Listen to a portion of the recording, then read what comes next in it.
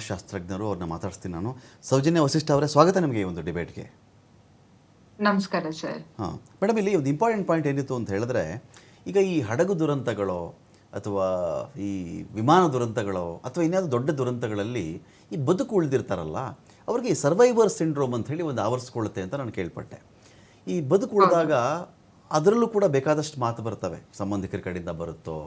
ಈಗ ಯಾರೋ 3 ಜನ ಹೋಗಿರ್ತಾರೆ, 3 ಜನ ಹೋಗಿರ್ತಾರೆ, ಇಬ್ಬರು ಸತ್ತೋಗಿರ್ತಾರೆ, ಒಬ್ಬ ಬದುಕಿರ್ತಾನೆ. ಅಯ್ಯೋ ಅವರಾದರೂ ಉಳ್ಕೊಂಡು ನೀನು ಸತ್ತೋಗ್ಬಾರ್ದಾಗಿತ್ತಾ ಎನ್ನುವುದರಿಂದ ಹಿಡಿದು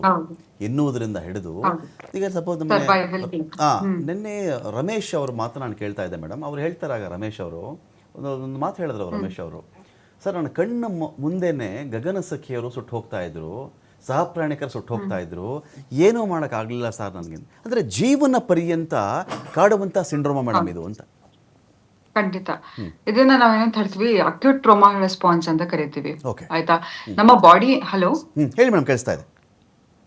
ಓಕೆ, ನಮ್ಮ body fight flight freeze response ಆಗ್ಬಿಟ್ಟಿರುತ್ತೆ. ಅಂತ ಹೇಳಿದ್ರೆ ಒಂದು 0 to 72 hours ಈಗ ನಡೆದ ಘಟನೆ ಆದ ತಕ್ಷಣನೇ ನಮ್ಮ ಬಾಡಿ ಮತ್ತೆ ಮೈಂಡ್ ಡಿನೈಲ್ ಸಿಚುಯೇಷನ್ ಇರುತ್ತೆ. ಲೈಕ್ ಇದು ನಿಜವಾಗ್ಲೂ ಹೀಗಾಯ್ತಾ ಅಂತ. ಈಗ ಎಕ್ಸಾಂಪಲ್, ನೀವು ಗಾಡಿಲಿ ಹೋಗ್ತಾ ಇರ್ತಾನೆ, ಮುಂದೆ ಯಾವ್ದಾದ್ರು ಒಂದು ಆಕ್ಸಿಡೆಂಟ್ ಆದ್ರೆ ನಿಮ್ಗೆ ಅನ್ಸುತ್ತೆ, ದೇವ್ರ ನಾನೇನಾದ್ರು ಹೋಗ್ಬೇಕಾಗಿತ್ತು, ಇದಕ್ಕಿದಂಗೆ ಅವ್ರು ಹೋಗ್ಬಿಟ್ರು, ಸರ್ವೈವಲ್ ಗಿಲ್ಟ್ ಆಗುತ್ತೆ. ಇವ್ರು ಏನಾಗತ್ತೆ ಅಂತ ಹೇಳಿದ್ರೆ, ಇವರು ಸೈಕಾಲಜಿಕಲಿ ಸ್ಪೆಕ್ಟ್ರಮ್ ಆಫ್ ಫೀಲಿಂಗ್ಸ್ ಅಲ್ಲಿ ಒಳಗಾಗ್ತಾ ಇರ್ತಾರೆ.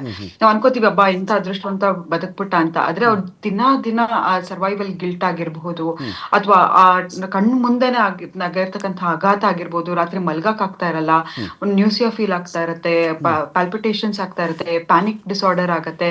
ಇದೆಲ್ಲವೂ ಸ್ಪೆಕ್ಟ್ರಮ್ ಆಫ್ ಸೈಕಾಲಜಿಕಲ್ ಡಿಸಾರ್ಡರ್ ಒಳಗಾಗ್ತಾರೆ. ಮತ್ತೆ ಇನ್ನೊಂದು ಏನಂತ ಹೇಳಿದ್ರೆ, PTSD ಅಂತ ಹೇಳ್ತಾರೆ, ಪೋಸ್ಟ್ ಟ್ರಾಮ್ಯಾಟಿಕ್ ಸ್ಟ್ರೆಸ್ ಡಿಸಾರ್ಡರ್ ಅಂತ.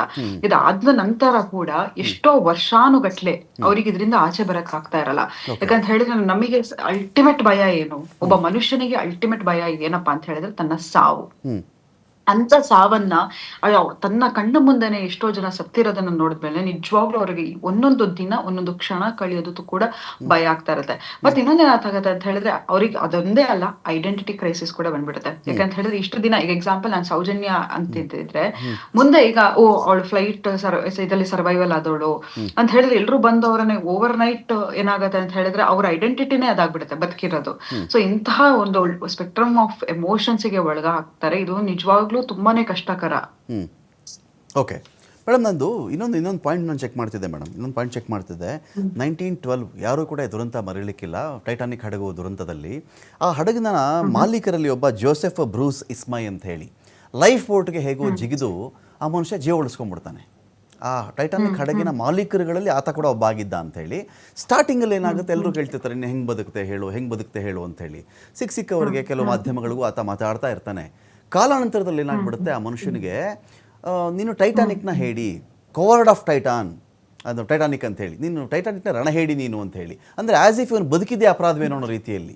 ಇನ್ಯಾರನ್ನೋ ಸೇವ್ ಮಾಡಬೇಕಾಗಿತ್ತು, ನಿನ್ನ ಜೀವ ಉಳಿಸ್ಕೊಂಬಿಟ್ಟೆ ನೀನು, ನಿನ್ನ ಹತ್ರ ಹಣ ಇತ್ತು, ಬಡವ್ರನ್ನ ಕೊಂದುಬಿಟ್ಟೆ ನೀನು, ಇದೆಲ್ಲ ಬರೋಕ್ಕೆ ಶುರುವಾದಾಗ ಜೀವನ ಪರ್ಯಂತ ಮೇಡಮ್, ಸ್ಕಾಟ್ಲ್ಯಾಂಡ್ನ ನಿರ್ಜನ ಪರಿಸರದ ಒಂದು ಬಂಗಲೆಯಲ್ಲಿ ಆ ಮನುಷ್ಯ ಕೊರಗಿ ಸಾಯೋ ಪರಿಸ್ಥಿತಿ ಬರುತ್ತೆ ಮೇಡಮ್. ಇದೆಲ್ಲ ಏನು ಅಂತ, ಬದುಕಿದವ್ರನ್ನೇ ನಾವು ದೊಡ್ಡ ಹೇಡಿಗಳ ಥರ, ಅಪರಾಧಿಗಳ ಥರ ನೋಡುವಂಥ ಒಂದು ವಿಚಿತ್ರ ಕಾಯಿಲೆ ಆ ಮನುಷ್ಯನಿಗಿತ್ತ, ಸಮಾಜಕ್ಕಿತ್ತ ಅಂತ ನನ್ನ ಪಾಯಿಂಟ್ ಇಲ್ಲಿ. ಸಮಾಜ ಮೊದ್ಲಿಂದನೂ ಹಾಗೆ ಅಲ್ಲ. ನಮ್ಮ ಸೋಷಿಯಲ್ ಎಕ್ಸ್ಪೆಕ್ಟೇಷನ್ಸ್ ಯಾವಾಗ್ಲೂ ಹೈ ಆಗಿರುತ್ತೆ. ಸಮಾಜನ ಮೆಚ್ಚಕ್ಕೆ ಯಾರಿಗೂ ಸಾಧ್ಯ ಆಗ್ಲಿಲ್ಲ. ನಾನು ಅದನ್ನೇ ಯಾವಾಗ್ಲೂ ಹೇಳ್ತಾ ಇರ್ತೀನಿ. ಭಗವಂತ ಆಗಿರ್ತಕ್ಕಂಥ ರಾಮ ಆಗಿರ್ಲಿ, ಕೃಷ್ಣ ಆಗಿರ್ಲಿ, ಯಾರೂ ನಾವು ಎಲ್ಲರನ್ನೂ ಮೆಚ್ಚಕ್ ಆಗ್ಲೇ ಇಲ್ಲ. ಬುದ್ಧ ಆಗಿರ್ಲಿ, ಯೇಸು ಕ್ರಿಸ್ತ ಆಗಿರ್ಲಿ, ಇದು ಯಾರು ಯಾರನ್ನು ಮೆಚ್ಚಕ್ ಆಗದೇ ಇಲ್ಲ. ಸೊ ಸೋಷಿಯಲ್ ಎಕ್ಸ್ಪೆಕ್ಟೇಷನ್ ಅನ್ನೋದು ಯಾವಾಗ್ಲೂ ಇದ್ದೇ ಇರುತ್ತೆ. ಆದ್ರೆ ಈಗ ಅವ್ರಿಗೆ ಏನು ಇಂಪಾರ್ಟೆಂಟ್ ಅಂತ ಹೇಳಿದ್ರೆ, ನಾನ್ ಸರ್ವೈವ್ ಆಗಿದ್ದೀನಿ, ನನ್ನ ಸೈಕಾಲಜಿಕಲ್ ಇಂಪ್ಯಾಕ್ಟ್ ಏನಾಗಿದೆಯೋ ಅದು ಇಂಪಾರ್ಟೆಂಟ್ ಹೊರತು ಸಮಾಜ ಎಲ್ಲಾ ರೀತಿನೂ ಮಾತಾಡ್ತಾ ಹೋಗುತ್ತೆ. ಅದನ್ನ ಸೋಷಿಯಲ್ ಎಕ್ಸ್ಪೆಕ್ಟೇಷನ್ಸ್ ಅನ್ನ ಫುಲ್ಫಿಲ್ ಮಾಡ್ಲಿಕ್ಕೆ ಖಂಡಿತವಾಗ್ಲೂ ಸಾಧ್ಯ ಇಲ್ಲ. ಸೊ ಅದನ್ನೆಲ್ಲ ನಾವು ಇದ್ ಮಾಡ್ಕೊಂಡು ಸೆಲ್ಫ್ ಐಸೋಲೇಷನ್, ಈಗ ಅವರಿಗೆ ಎಮೋಷನಲ್ ಸಪೋರ್ಟ್ ಬೇಕಾಗಿರುತ್ತೆ, ಸೈಕಾಲಜಿಕಲ್ ಸಪೋರ್ಟ್ ಬೇಕಾಗಿರುತ್ತೆ. ಸೊ ಅವ್ರ ಐಡೆಂಟಿಟಿನ ಇದರಿಂದ ಕಂಡಿಟ್ಕೊಳ್ಬಾರ್ದು. ಮೇಡಮ್, ನಾನು ಮತ್ತಷ್ಟು ಮಾತಾಡಿಸ್ತೀನಿ. ಒಂದು ಸಣ್ಣ ಬ್ರೇಕ್ನ ಸಮಯ ಮೇಡಮ್ ಇದು. ಮತ್ತಷ್ಟು ಮಾತಾಡಿಸ್ತೀನಿ ಒಂದು ಬ್ರೇಕ್ ಆದಮೇಲೆ.